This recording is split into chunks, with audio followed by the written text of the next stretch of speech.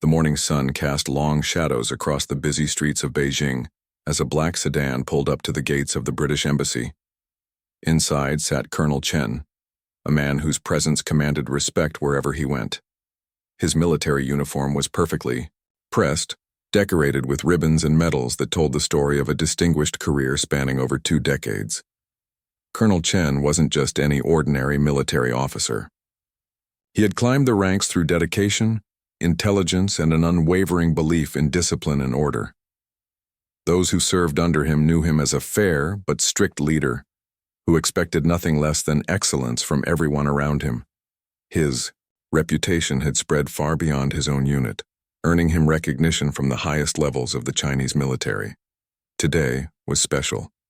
The colonel was part of an important diplomatic mission, one that could shape the relationship between China and Britain for years to come. Trade agreements worth billions of dollars were on the table, along with cultural exchange programs and military cooperation deals. Everything had to go perfectly. As the sedan came to a stop, Colonel Chen straightened his tie and checked his watch. Punctuality was one of his many virtues, and he prided himself on never being late to any appointment. His aide, a young officer who had been working with him for 3 years, quickly got out and opened the door for his superior. The British Embassy building stood before them like a piece of old England transplanted into the heart of China. Its red brick walls and traditional architecture seemed to whisper stories of centuries-old diplomatic traditions. The building had witnessed countless meetings between world leaders, each one potentially changing the course of history. But what caught Colonel Chen's attention immediately wasn't the impressive building or the carefully maintained gardens. It was the figure standing guard at the main entrance. There, in full ceremonial dress, stood a British Royal Guard. The guard was an impressive sight to behold. His bright red tunic was immaculate, every button polished to perfection. The famous bearskin hat sat tall on his head, adding to his already commanding height. White gloves covered his hands, and his black boots reflected the morning sunlight like mirrors. Most striking of all was his posture, absolutely rigid, eyes fixed straight ahead, showing no sign of acknowledging the activity around him. Colonel Chen had heard about the British Royal Guards, of course. Every military officer in the world knew their reputation. They were famous for their discipline, their ability to stand motionless for hours, and their complete dedication to their duty. But seeing one in person was different from reading about them in military journals or watching them on television. The colonel's own security detail had arrived earlier and taken their positions around the embassy grounds. These were highly trained soldiers, each one personally selected for their skills and loyalty. Yet even they seemed impressed by the British Guard's perfect stillness and professional bearing. Embassy staff had been preparing for this visit for weeks. The meeting rooms had been cleaned and polished until they sparkled. Fresh flowers had been arranged in every corner. The finest tea and coffee had been ordered, along with delicate pastries and traditional British biscuits. Every detail had been considered, from the temperature of the rooms to the placement of each chair around the conference table. The British ambassador had personally reviewed the schedule multiple times, making sure that every moment of the colonel's visit would proceed smoothly. Cultural sensitivity training had been provided to all staff members who would interact with the Chinese delegation. Interpreters had been briefed on military terminology and diplomatic language. Nothing had been left to chance. As Colonel Chen stepped out of his sedan, he noticed how the embassy staff watched him with respectful attention. Junior diplomats whispered quietly to each other, clearly aware of his importance. Security cameras tracked his movement, part of the standard protocol for any high-ranking foreign military visitor. The morning air was crisp and clean, unusual for Beijing's typically smoggy atmosphere. It seemed as if even the weather was cooperating to make this diplomatic meeting a success. Birds chirped in the embassy's carefully maintained trees, their songs mixing with the distant sounds of the bustling city beyond the compound walls. Colonel Chen's aide walked beside him, carrying a leather briefcase containing important documents and gifts for their British hosts. The young officer was nervous. This was his first major diplomatic assignment, and he desperately wanted everything to go perfectly. He had studied British customs and protocols for weeks, memorizing proper forms of address and cultural sensitivities. Other members of the Chinese delegation had arrived separately and were already inside the embassy, going through security procedures and preparing for the formal meetings that would begin soon. Each had their own area of expertise: trade specialists, cultural attachés, and military advisors who would help navigate the complex discussions ahead. The colonel's reputation had preceded him to the embassy. British intelligence had provided detailed briefings about his background, his military record, and his role in previous diplomatic missions. They knew he was a man who valued order, discipline, and proper protocol above all else. In his world, rank and authority were clearly defined, and respect flowed naturally from junior to senior officers. Throughout his career, Colonel Chen had never encountered a situation where his authority was questioned or ignored. When he gave an order, it was followed immediately and without question. This wasn't arrogance, it was simply the natural order of military life as he understood it. Respect for rank and position was fundamental to maintaining discipline and achieving success. As he approached the embassy entrance, the colonel's eyes remained fixed on the royal guard. The soldier's discipline was remarkable, even by military standards. Despite the activity around him, cars arriving, people walking past, conversations happening nearby, the guard remained perfectly motionless. His breathing was so controlled that his chest barely moved. His eyes never wandered from their fixed point straight ahead. This level of discipline impressed Colonel Chen greatly. In his own military, soldiers were trained to maintain composure and follow orders precisely, but the Royal Guard's stillness was something special. It spoke of years of training, of a tradition passed down through generations of soldiers who had served the British crown with unwavering loyalty. The embassy grounds were beautiful, with carefully trimmed hedges and colorful flower beds that created a peaceful atmosphere, despite being in the middle of one of the world's busiest cities. A fountain in the center courtyard provided a gentle background sound that somehow made the space feel more tranquil and diplomatic. Colonel Chen paused for a moment to appreciate the scene before him. This was diplomacy at its finest. Two great nations coming together in a setting that honored both tradition and progress.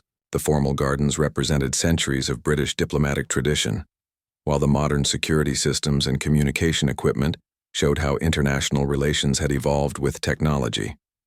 The weight of responsibility sat heavily on the colonel's shoulders. The success of today's meetings could open new chapters in Chinese-British cooperation, creating opportunities for both nations to benefit from stronger ties.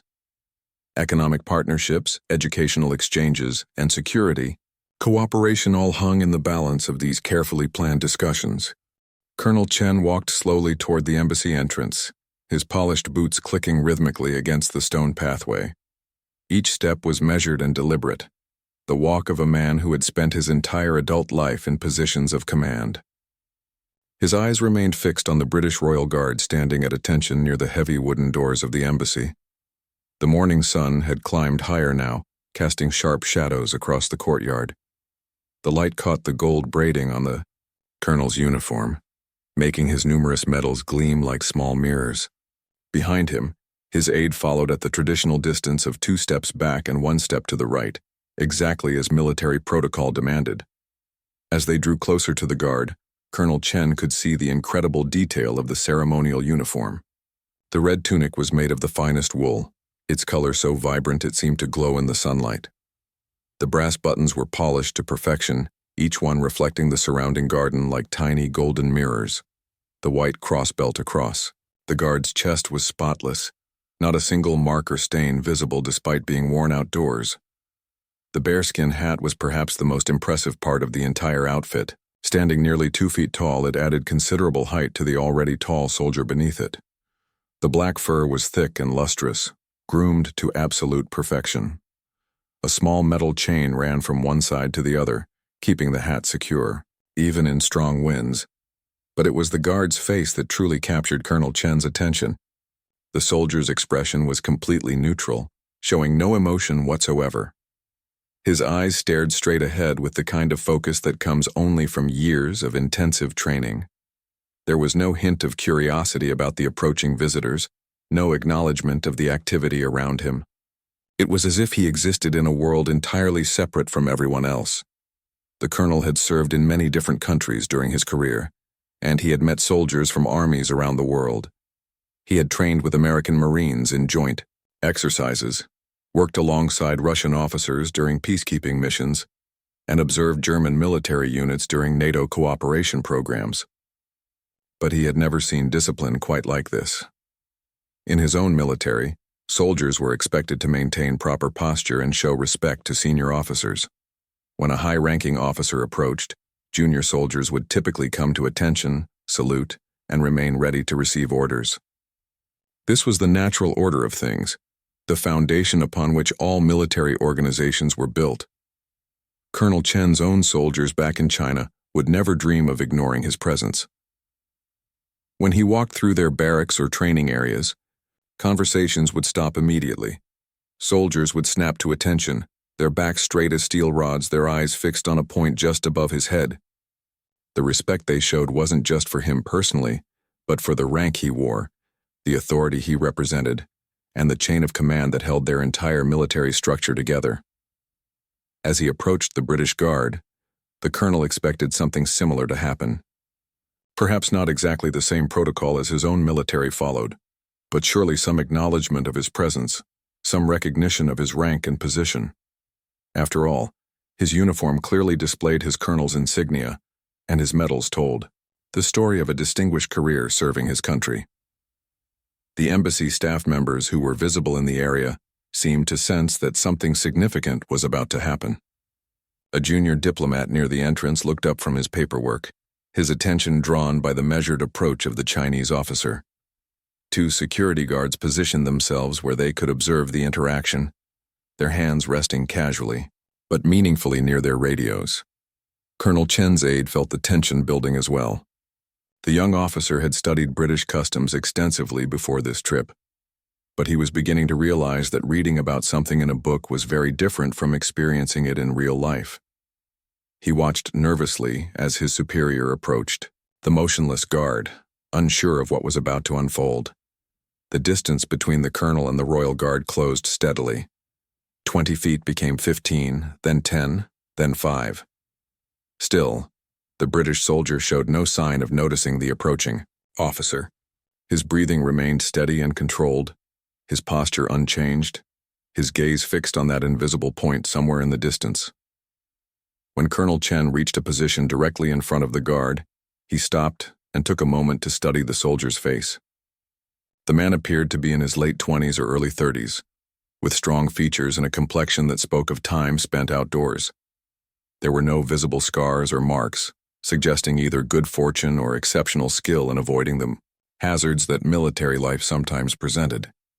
The colonel had expected that stopping directly in front of the guard would surely prompt some reaction. In every military culture he knew, positioning oneself in a soldier's direct line of sight was a clear signal that attention was required.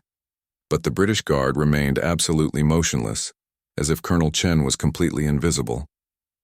This lack of response began to stir something within the Chinese officer. It wasn't anger exactly, but rather a growing sense that the natural order of things was being disrupted. Throughout his career, military courtesy had been automatic, instant, and universal. Soldiers saluted officers, regardless of which country they served. It was one of the fundamental rules that governed military interactions around the world. Colonel Chen cleared his throat softly, a sound that in his experience usually prompted immediate attention from any soldier within earshot. But the Royal Guard's expression didn't change by even the slightest degree. His eyes remained fixed on that distant point, his breathing stayed perfectly regular, and his posture remained as rigid as a statue carved from stone. The colonel's aide shifted uncomfortably behind him, sensing his superior's growing confusion and mild frustration. In all his years of service, the young officer had never seen anyone fail to acknowledge Colonel Chen's presence. The colonel was known throughout their military district as a man who commanded instant respect, whose very appearance could silence a room full of chattering soldiers. Other members of the Chinese delegation, who had finished their security procedures and were now waiting inside the embassy, began to notice the scene unfolding at the entrance. Through the large windows, they could see their military leader standing motionless in front of the British Guard, apparently engaged in some sort of silent standoff. The morning breeze rustled the leaves of nearby trees, creating a gentle whisper that seemed to emphasize the silence between the two soldiers. Birds continued their cheerful songs, oblivious to the human drama playing out beneath them. The fountain in the courtyard bubbled peacefully, its waters catching the sunlight and creating small rainbows that danced across the surface. Colonel Chen realized that this situation was unlike anything he had encountered in his military career.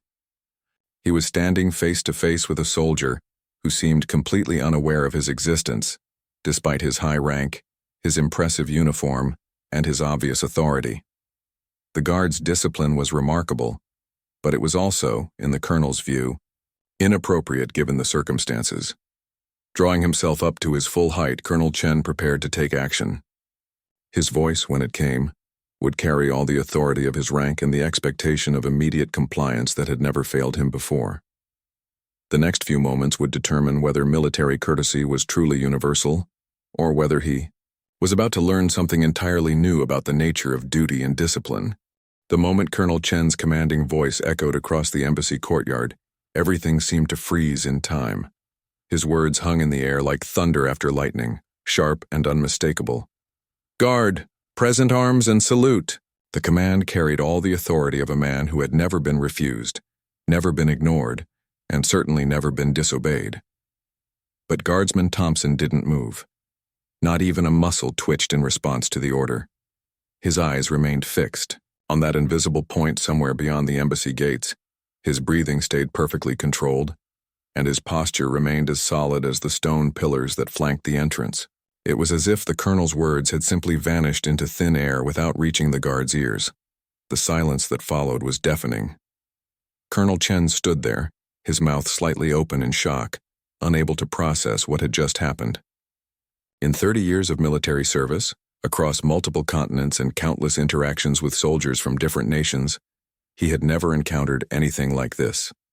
The very foundation of military order seemed to be crumbling before his eyes. Thompson had been standing guard duty for over 2 hours already that morning.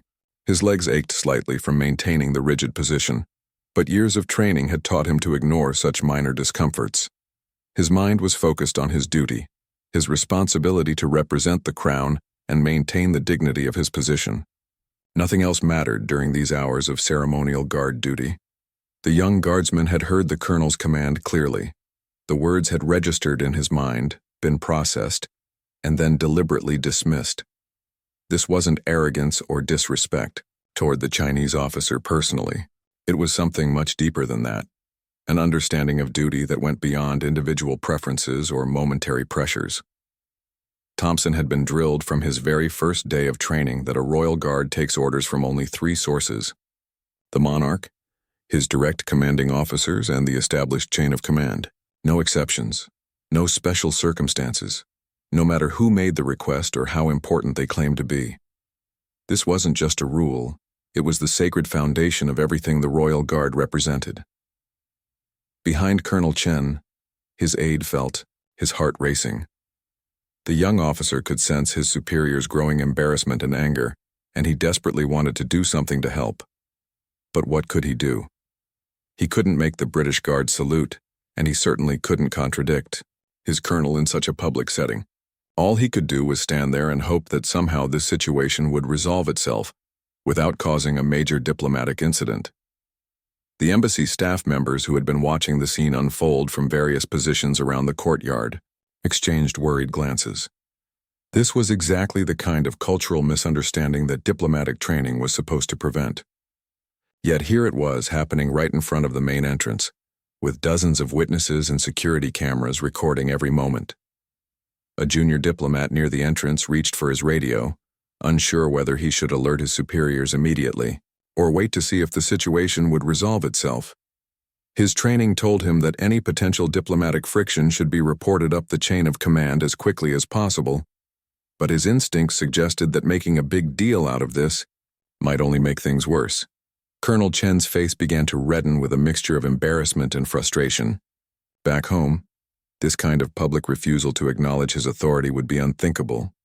His own soldiers would rather face severe punishment than ignore a direct command from a superior officer.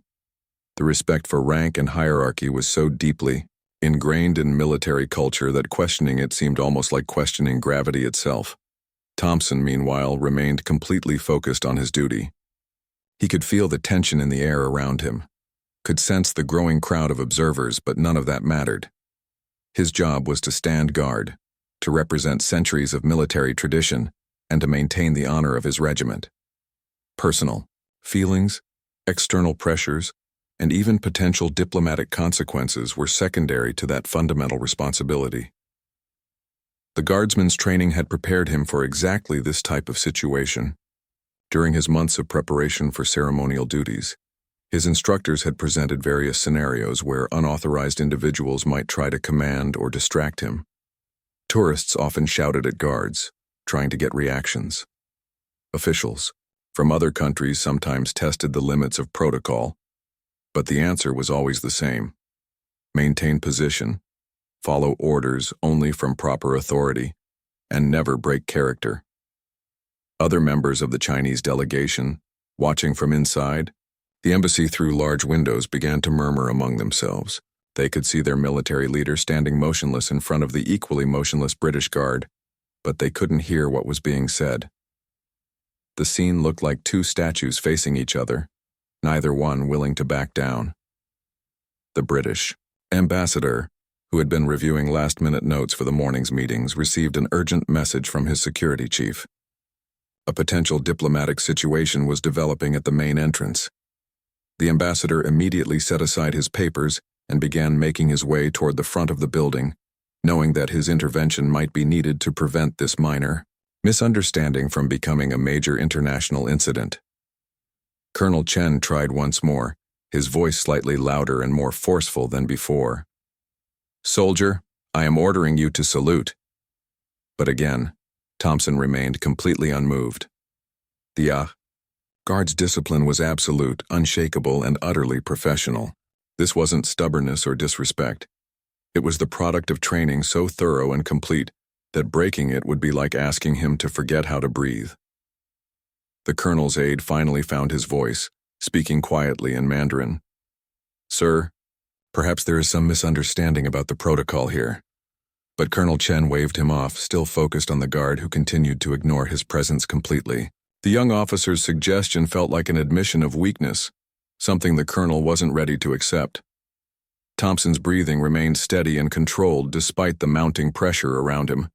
His heart rate hadn't increased, his posture hadn't shifted, and his facial expression hadn't changed by even the smallest degree. This was what 8 years of military service and months of specialized guard training had prepared him for: the ability to maintain absolute discipline regardless of external circumstances. The morning sun continued to climb higher, making the red of Thompson's tunic even more vibrant, and the brass buttons gleamed like small suns. His white gloves remained perfectly clean despite hours of outdoor duty, and his boots reflected the light like mirrors. Every aspect of his appearance spoke to the pride and professionalism that defined the Royal Guard tradition. Embassy security personnel began positioning themselves more strategically around the courtyard, not because they expected violence, but because they recognized the potential for this situation to escalate beyond simple misunderstanding. Their job was to protect everyone on the embassy grounds, including visiting dignitaries who might not fully understand local customs and protocols. The tension in the air was thick enough to cut with a knife. Two proud military traditions were facing each other across a divide of cultural understanding, each operating according to principles that made perfect sense within their own context, but seemed incomprehensible from the other's perspective. Neither man was wrong, but neither could comprehend the other's position. Colonel Chen stood there, still waiting for the salute that would never come, while Thompson continued his unwavering vigil, protecting something far more valuable than any building or person: the honor and integrity of centuries of military tradition. Just as the tension in the courtyard reached its breaking point, the heavy wooden doors of the embassy swung open with a gentle creak that seemed to echo across the silent space. Ambassador Williams stepped out into the morning sunlight, his movements calm and measured despite the urgency of the situation developing right at his doorstep. The ambassador was a man in his early 60s, with silver hair that caught the light and kind eyes that had witnessed countless diplomatic challenges over his 30-year career. His navy blue suit was perfectly tailored, and his tie bore the subtle colors of the British flag. But it was his expression that immediately caught everyone's attention. Not worried or panicked as one might expect, but rather thoughtful and almost amused. Williams had been alerted to the situation by his security chief just moments before, but as he observed the scene unfolding in his courtyard, he recognized something that others had missed. This wasn't a crisis at all. It was an opportunity. In his decades of diplomatic service, he had learned that the most challenging moments often became the most valuable teaching experiences, if handled with the right approach. Colonel Chen noticed the ambassador's arrival immediately. The Chinese officer's face was still flushed with embarrassment and frustration. His uniform slightly wrinkled from the tension of standing rigidly in front of the unresponsive guard. When he saw the British official approaching, he straightened his shoulders and prepared for what he assumed would be an awkward explanation of the situation. The embassy staff members who had been watching nervously from their various positions around the courtyard felt a collective sense of relief. Ambassador Williams had a reputation for handling difficult situations with grace and wisdom. If anyone could navigate this delicate moment without causing lasting damage to British-Chinese relations, it would be him. But what happened next surprised everyone present, including Colonel Chen himself.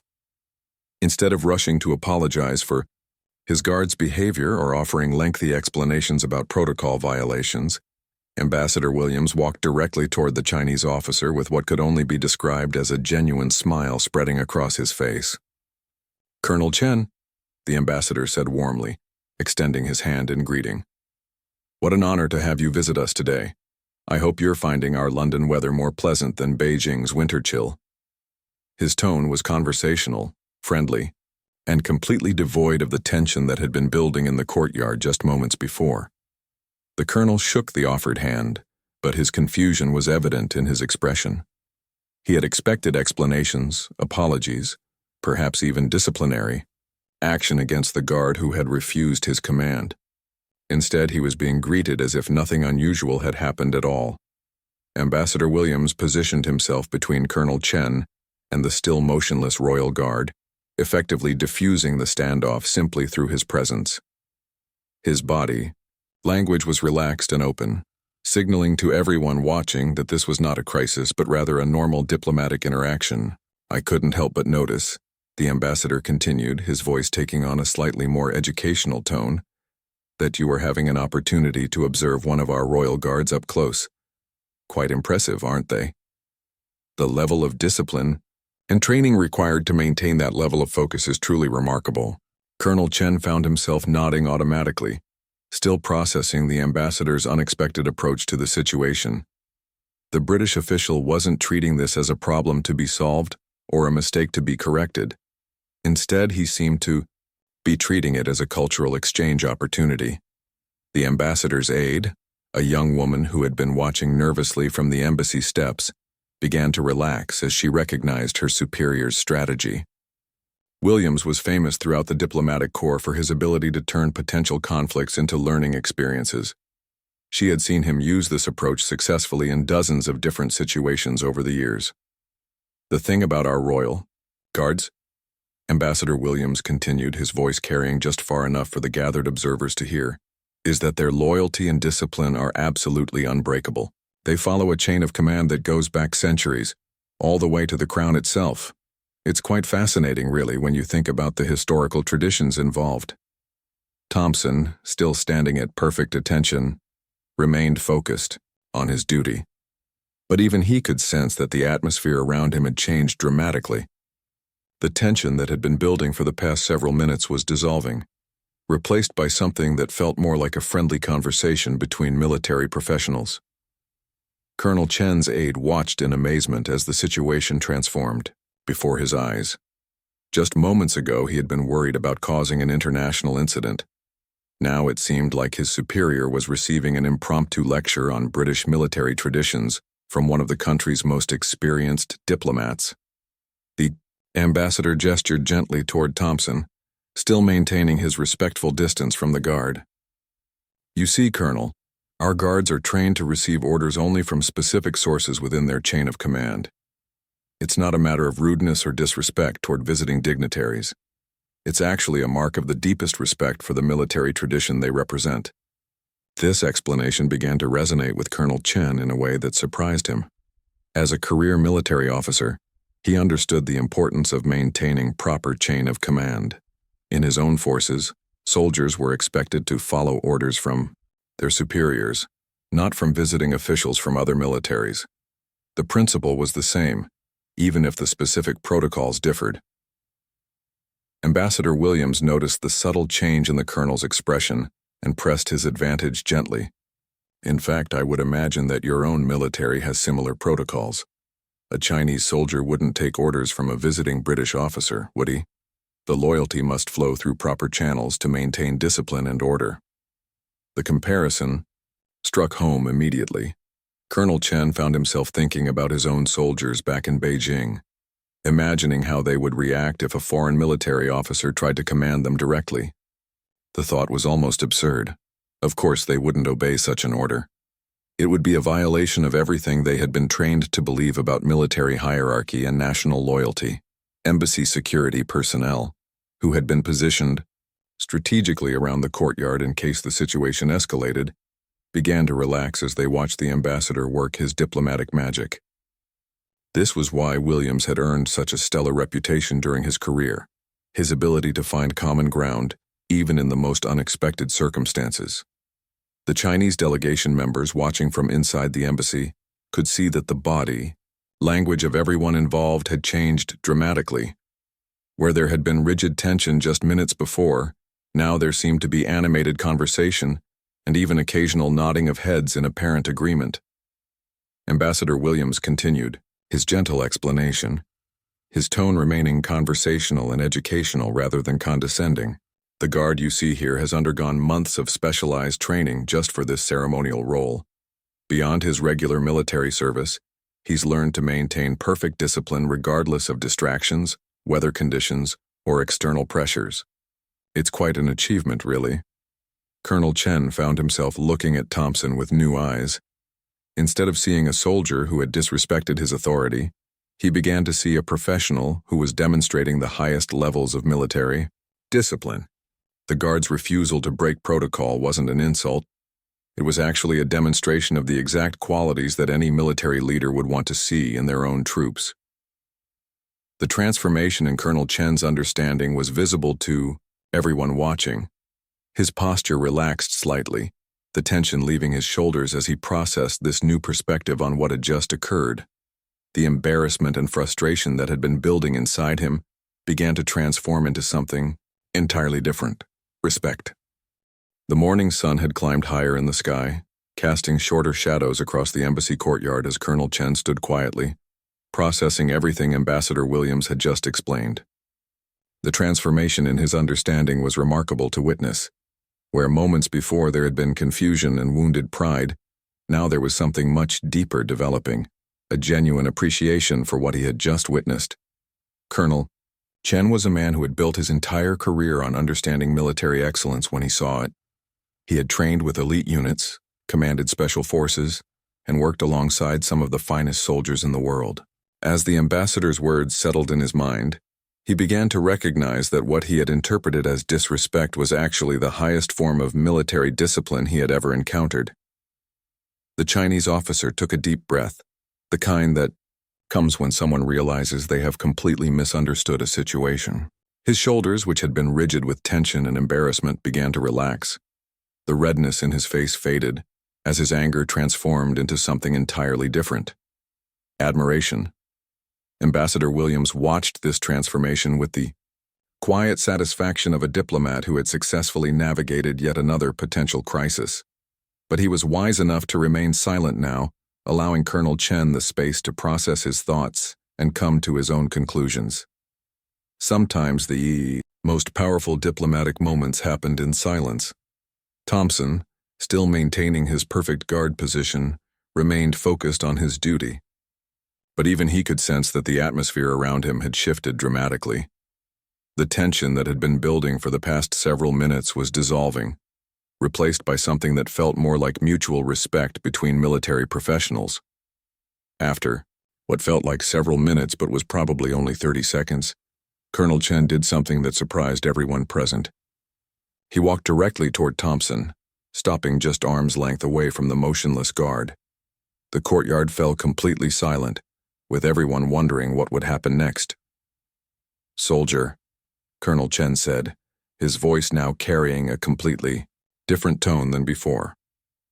Gone was the commanding authority that had demanded obedience. Instead, his words carried the respect of one professional addressing another. "I owe you an apology." The words hung in the air like a bell that had just been rung. Embassy staff members exchanged glances of amazement. Colonel Chen's own aide felt his jaw drop slightly.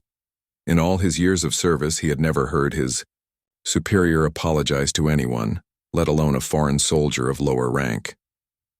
Thompson, of course, remained perfectly still, his eyes fixed on that distant point beyond the embassy gates. But there was something in the quality of his stillness now that seemed different, as if he was listening with every fiber of his being to what the Chinese officer was saying.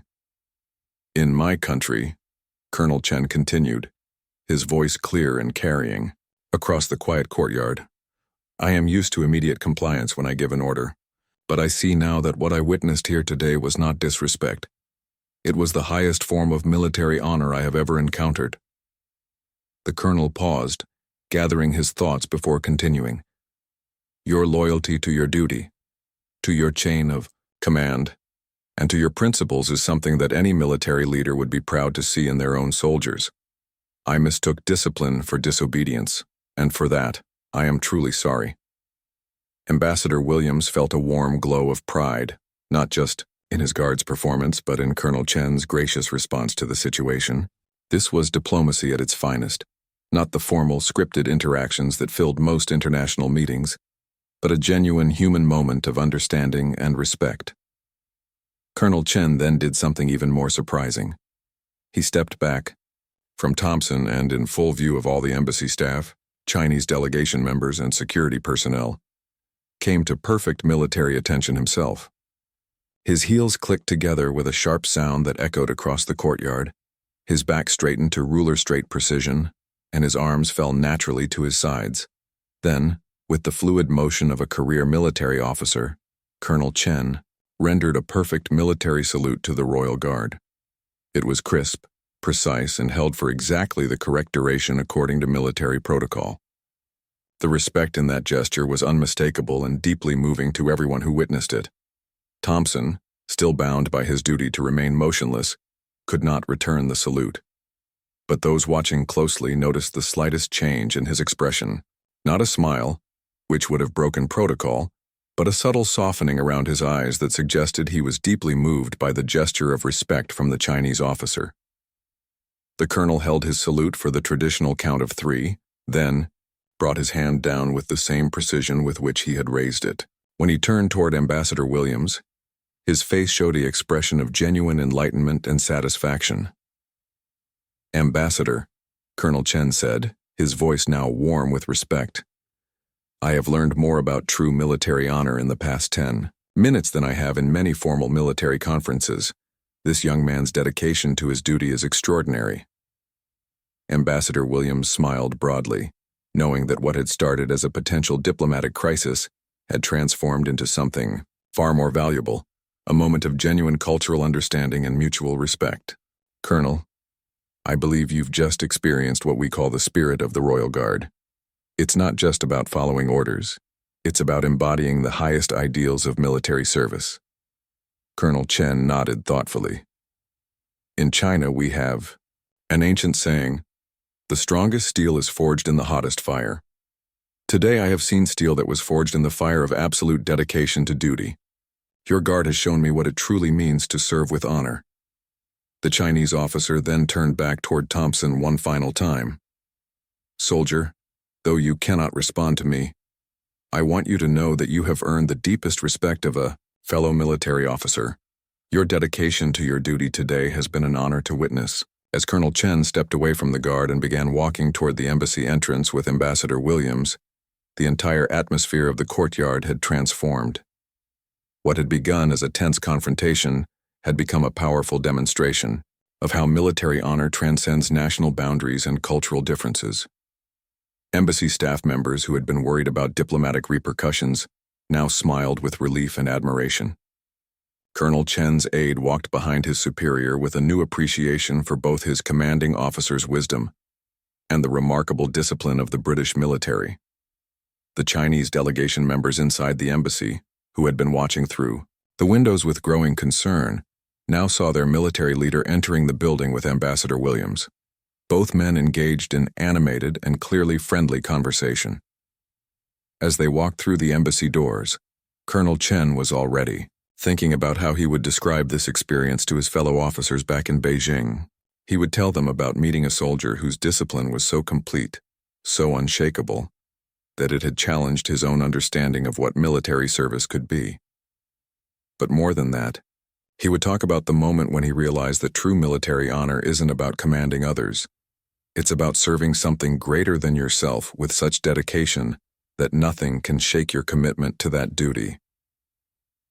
The mornings, diplomatic meetings would proceed smoothly, with Colonel Chen carrying forward a new appreciation for British military traditions and a story that would be told and retold in military circles for years to come. Sometimes the most important diplomatic victories happen not in conference rooms, but in quiet moments of human understanding between soldiers who serve their countries with pride.